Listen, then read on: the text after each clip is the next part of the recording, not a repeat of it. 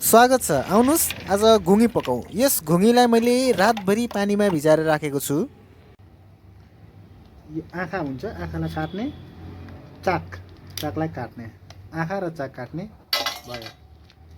यसलाई धुने पहिला एकचोटि है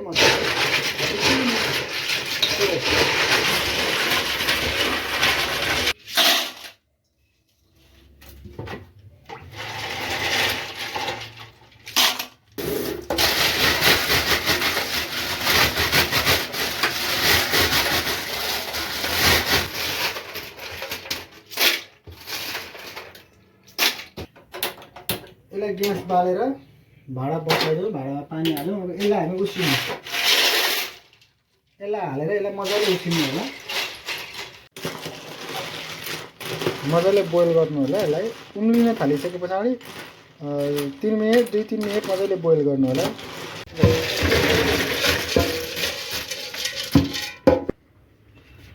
यसलाई यसमा यता खन्याएर अब यसलाई एक पानी मजाले धुनु होला है,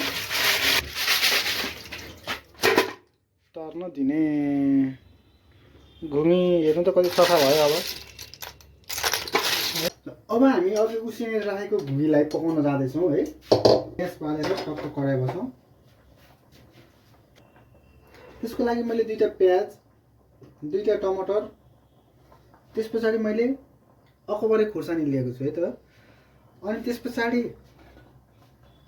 अदुवा लसुन र तोरी म पिस्दैछु। आज मैले जिरा पिसिनँ, म जिराको धुलो र धनियाँको धुलो छुट्टै मैले बनाएर राखेको मसला, घरमा बनाएको मसला हाल्छु भनेर जिरा पिसिनँ। अदुवा लसुन र तोरी चाहिँ मेरो विचारमा विशेष हुन्छ है त। तोरी भनेको विशेष हुन्छ, विशेष यसको मसला तोरी हो।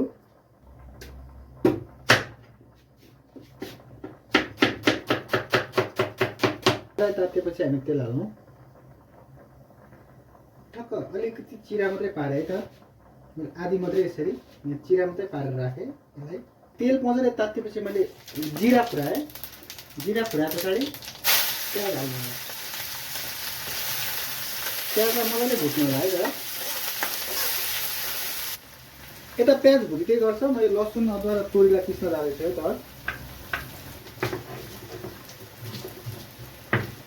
तोरी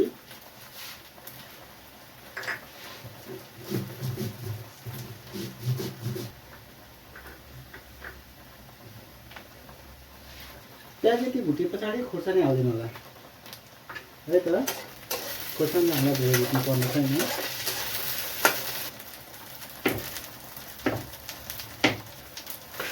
अब यो टमाटर हाल्छौँ।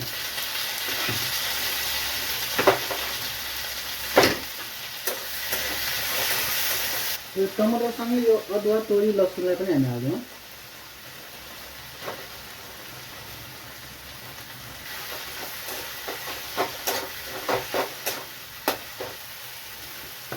टमाटर पाक्नको लागि नुन हाल्नु होला, स्वाद अनुसार आफ्नै। मैले यसलाई फ्राई गर्ने भएको कारणले गर्दाखेरि चाहिँ है नुन मैले ठिक्क राखेँ।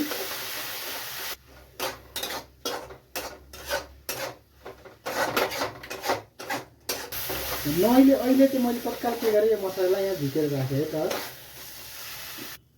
यसैमा म थोरै तेल हाल्छु। यो घुमीलाई यहाँ हालेँ।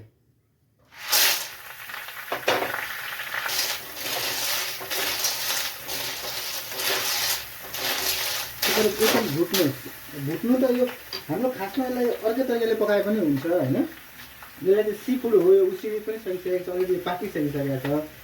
तपाईँ यसलाई चाहिँ मैले आज अर्कै तरिकाले पकाउनु भएको कारणले गर्दाखेरि चाहिँ मैले यसो गरेँ हो।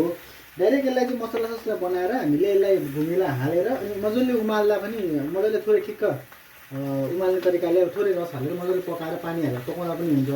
तर हामीले घुमीलाई चाहिँ धेरै बेरसम्म भुट्नु हुँदैन है त। हामीले घुमीलाई धेरै बेरसम्म भुट्यौँ भने चाहिँ त्यो अघि हाम्रो भित्रको जुन खानुपर्ने हाम्रो घुमीभित्रको खानुपर्ने मासु चाहिँ एकदम चाम्रो भएर हामीले चुस्दाखेरि त्यो निस्किँदैन। यसलाई हामी एकैछिन मात्रै भुट्नुपर्छ। ठक्क तपाईँले एकैछिन भुट्दाखेरि यो एउटा आवाज आउँछ पट पट पट पट पड्केको, थोरै पड्किन्जेलसम्म तपाईँलाई भुट्नु होला।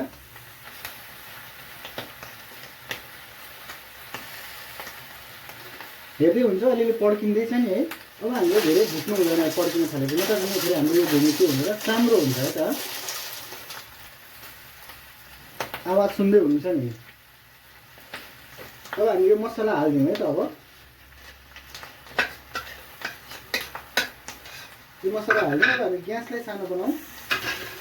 त्यस पछाडि थोरै मैले धेरै हालिदिनँ, 1 चम्ची जति जिरा धनियाँको धुलो एकै ठाउँमा मिक्स गरेर पिसेको मैले राखेँ। त्यसले फेरि थपेँ र मैले थोरै बेसार राखेँ है त। यसलाई हामी मसला हाम्रो अघि पाकिसकेको छ, यो पनि भुटिसकेको छ। अब हामीले यसमा धेरै भुटिराख्नु पर्ने जरुरत छैन। अब हामी के गर्छौँ त, पानी हाल्छौँ। एकैछिन मजाले चलाएर हामी अब पानी हालेर पकाउँछौँ है त। मैले यसरी पानी हालेँ। अब यसलाई मजाले म एकछिन पाक्न दिन्छु छोपेर। मैले छोप्नु हुँदा थोरै गरम मसला अलिअलि मात्रै हालेँ है त। मसला धेरै हाल्नु पर्दैन यसमा। मैले अब यसलाई छोपिदिएँ।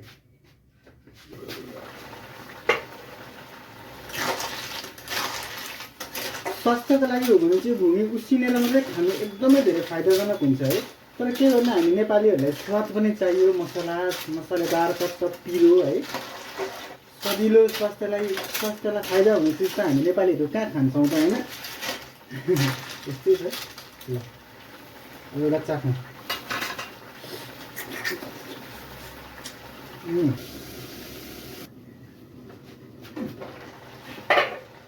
ल हाम्रो भुँगी पनि रेडी हुन लाग्यो।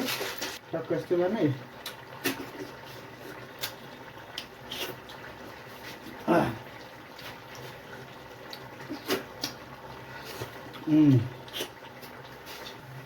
अब यो पाकिसक्यो।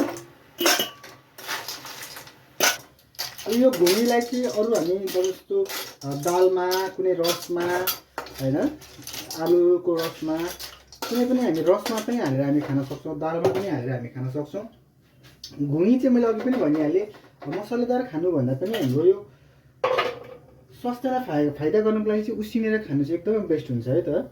उसिनेर खानु चाहिँ एकदमै बेस्ट हुन्छ। अब त हजुरहरूलाई यो भुँगीको रेसिपी हजुरहरू पनि एकचोटि बनाएर ट्राई गर्नु होला है त।